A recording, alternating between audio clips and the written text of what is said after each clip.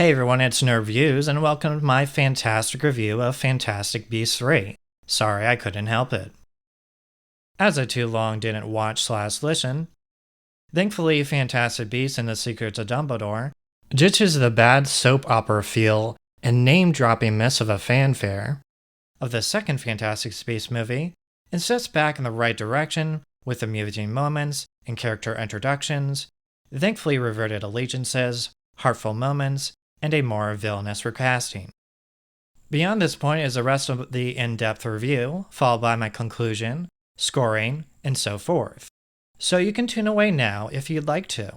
Fantastic Beasts 3 follows a somewhat familiar and unfamiliar protagonist and antagonist cast of this and previous Fantastic Beasts movies, Fred Mayman's Newt and his brother, Fogler's Jacob, Laws's Albus, to now Mikkelsen's Grindelwald. Mikkelsen's Grindelwald was swapped from Depps, but Mikkelsen sells Grindelwald more. More on that later. This third movie follows closely after the events of the previous, where previous allegiances were switched and Credence found out his identity from Grindelwald. To cover the rest of this review, I do have to warn of spoilers ahead, because it will cover this movie and the crimes of Grindelwald. On that in Grindelwald, Grindelwald continues his anti-Muggle agenda with a plan to infiltrate the Ministry of Magic with dark magic and bewitchery. One of these mentioned involves acquiring a magical newborn beast. This beast mentioned chooses the next Minister of Magic based on their good of heart. In Grindelwald's case, he's not good of heart, and some dark magic/bewitchery is involved in that plan. However, in that plan, he must present this false bewitched beast to the current Minister of Magic and have that minister be in his favor. Grindelwald is also using this beast to see and counter whatever Dumbledore and his company plan against him. However, the good must win, and the film does open with Newt tracking down one of these beasts, only for Grindelwald's forces to show up, take the newborn, and kill the mother. Their actions were too soon, and the mother ended up having a twin. More on that later. Grindelwald's forces left too soon with the newborn and the news of the twin did not appear to Grindelwald himself until later. Those who have seen the Fantastic Beasts 3 trailer and movie, this makes sense.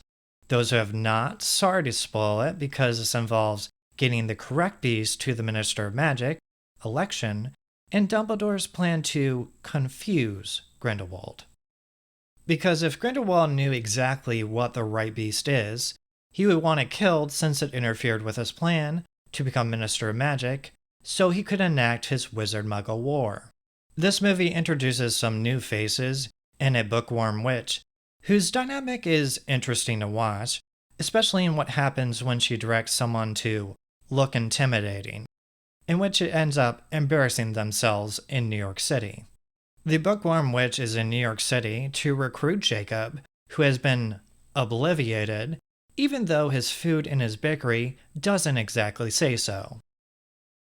After Jacob is briefly caught up, the locales of the film mainly focus in England, from Hogwarts, prisons, and places around the Ministry of Magic, in the plot of what happens between the protagonist and antagonist in the movie.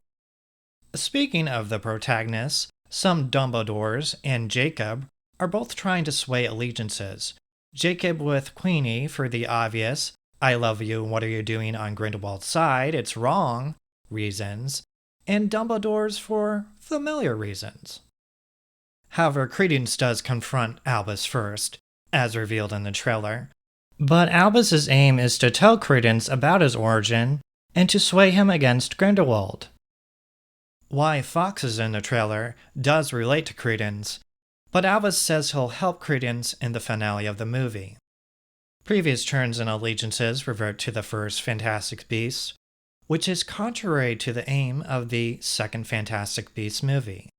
The second Fantastic Beasts had the bad soap opera feel to it, as many name drops like Nagini the Snake Lady, Two of the Strange, and was an ultimate fan-pleasing miss in the end. Thankfully, in this third Fantastic Beasts movie, it took a step back in the right direction. Because if it continued that layout in the second movie, as some people would say, It would keep getting more rotten and rotten to an eventual, I'll just save money and rent it from home, from me. Thankfully, this movie not only saves it from reverted allegiances and amusing new characters, but also sweetness and more amusement. Once the climax winds down in the movie, the non-bewitched newborn magical beast mentioned earlier bows to Dumbledore first in choosing minister. It would probably be canon-changing, I believe, but previously how he was handling his relationships with his army, Newt, his brother, wizard witches against Grindelwald himself, and Credence, it was sweet in that regard. Another part of the amusement was the prison escape scene, protected by, you guessed it, another Fantastic Beast. Newt improvises a way to imitate small lobster-like things in a prison protected by another, larger Fantastic Beast. This Fantastic Beast dispatches his victims by the lack of sound, and Newt figures by imitating these small ones that it'd keep him alive. However, that imitation involves posing like the small creatures and swiveling from side to side across the prison. Once Newt finds his brother, he tells him of the situation, and as they are escaping, he's watching his brother as they are both looking ridiculous, remarking, "You are not swiveling correctly," which is not the right thing to say to your brother when both of your lives are in danger as well. The wizarding world is also no stranger to casting changes to the late Richard Griffiths, to Gambon, from Depp to Mickelson.